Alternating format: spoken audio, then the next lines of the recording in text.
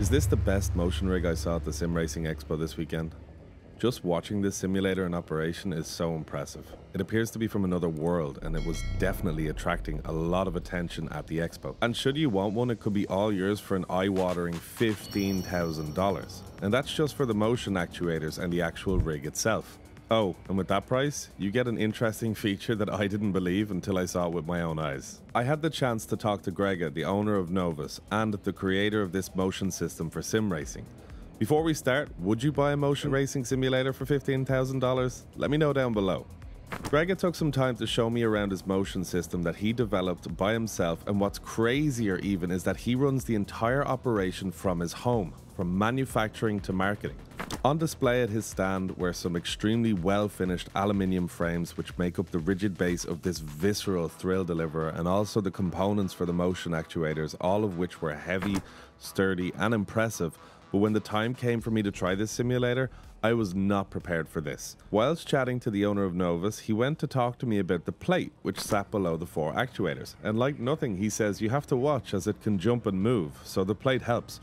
And I kid you not, this rig knew comedic timing, as it literally did it right in front of us, no less than 5 seconds later, and it shifted about half an inch. The whole thing jumped up. If you had one word to describe the emotion of this system, it'd be one word: alive. At this point, that's all I was thinking. This thing looks alive. The jumping defo adds to this kind of caged beast feel, bumping and shifting in its cage, but just not able to escape. As my chance came to try this simulator, the sensation of the motion was amazingly immersive and with no perceptible lag or delay. As I came out of the pits first at Circuit du Spa for the first time and up towards the hill section of Raidillon and Eau Rouge, a little sense of hesitation came before licking the same day delivery stamp and absolutely sending it up the hill, and oh my, this thing moved left as I went right, right as I went left, and there's this strange fear of crashing as when driving through medium speed corners, the motion platform produces this gnarly effect, leaving me to think surely a big crash would make this thing have a crack at the Olympic high jump record. But luckily, I didn't think we were going to be seeing any rigs stuck in the ceilings anytime soon.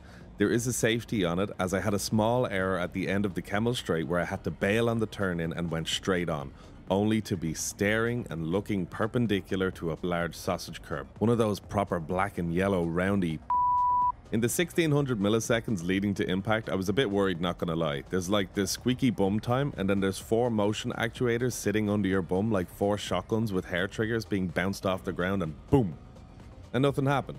I live to tell the tale. How does it do it? I'm not sure, but I'm glad it did. Let's call it software seeing a spike in the system and saying, nah, don't send that to the actuators, we need them alive. Being thrown forward while braking is unreal and really connects your braking foot to the car and likewise to you, as your foot dictates where your body goes. A surreal experience, but genuinely it does that. Likewise with the gear shifts, the whole rig pops back and forth within 0.2 of a second as you either shift up and down.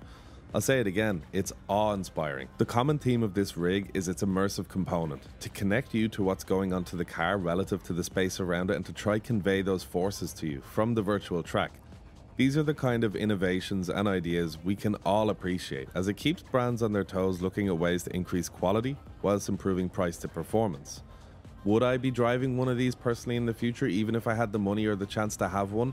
I'm not sure. Maybe this is more suited towards like an arcade or experience thrill type deal, you know what I mean?